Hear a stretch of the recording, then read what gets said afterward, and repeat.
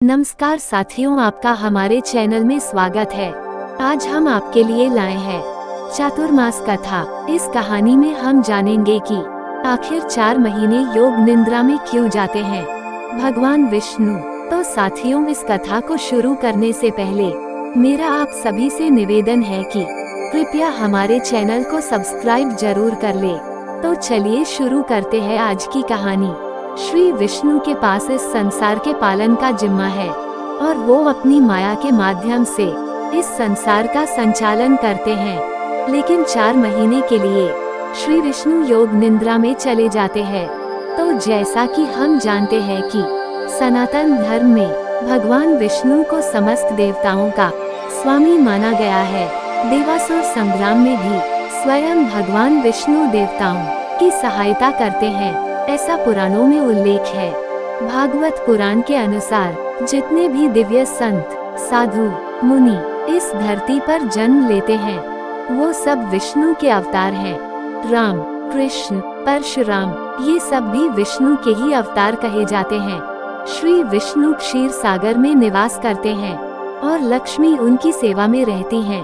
भगवान कौस्तुभ मणि को धारण करते हैं और सर्प पर शयन करते हैं। उनका वाहन गरुड़ और 4 भुजाएं हैं। श्री विष्णु के पास इस संसार के पालन का जिम्मा है और वो अपनी इस माया के माध्यम से इस संसार का संचालन करते हैं। लेकिन 4 महीने के लिए श्री विष्णु योग निद्रा में चले जाते हैं। दरअसल धर्म ग्रंथों की माने तो आषाढ़ शुक्ल एकादशी से कार्तिक शुक्ल एकादशी तक की अवधि को चातुर्मास कहा जाता है और इन 4 महीनों में श्री विष्णु निद्रा में चले जाते हैं। आषाढ़ शुक्ल एकादशी को देवशयनी एकादशी कहा जाता है क्योंकि इसी दिन से देवताओं की रात शुरू होती है। इसके अलावा कार्तिक शुक्ल एकादशी को देवउठनी एकादशी कहा जाता है और उसके बाद मांगलिक कार्य शुरू होते हैं। इन 4 महीनों में जितने भी मांगलिक कार्य है वो सब निषेध होते हैं।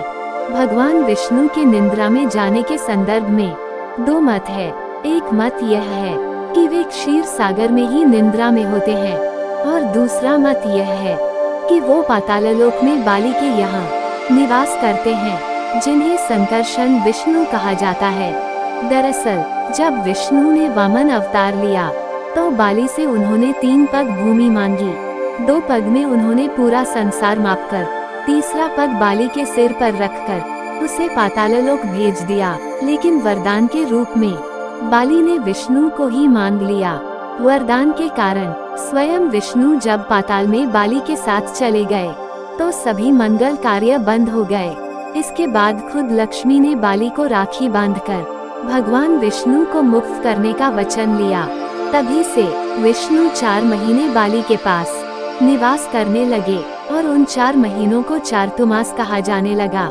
माना जाता है कि इन 4 महीनों में शिव स्वयं सृष्टि की देखभाल करते हैं।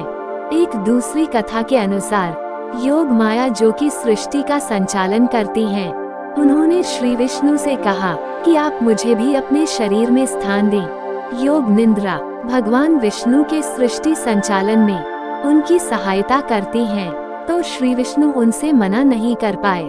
श्री विष्णु ने योग निद्रा को आँखों में स्थान दे दिया और इसी मत के अनुसार इन 4 महीनों में श्री विष्णु रहते तो क्षीर सागर में ही है, लेकिन वो योग निद्रा में चले जाते हैं, जिसके कारण कोई भी मांगलिक कार्य संभव नहीं है। इन 4 महीनों का जैन और बौद्ध धर्म में भी बड़ा महत्व बताया गया है।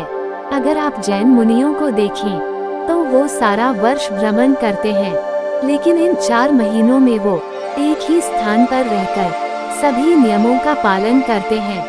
पुराणों के अनुसार आषाढ़ में वामन पूजा, श्रावण में शिव पूजा, भाद्रपद में गणेश और श्री कृष्ण की पूजा की जाती है।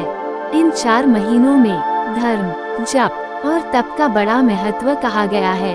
ये 4 माह मनुष्य को भगवान की सेवा करने में, उनकी कथा सुनने में और उनकी भक्ति करने में बिताने चाहिए।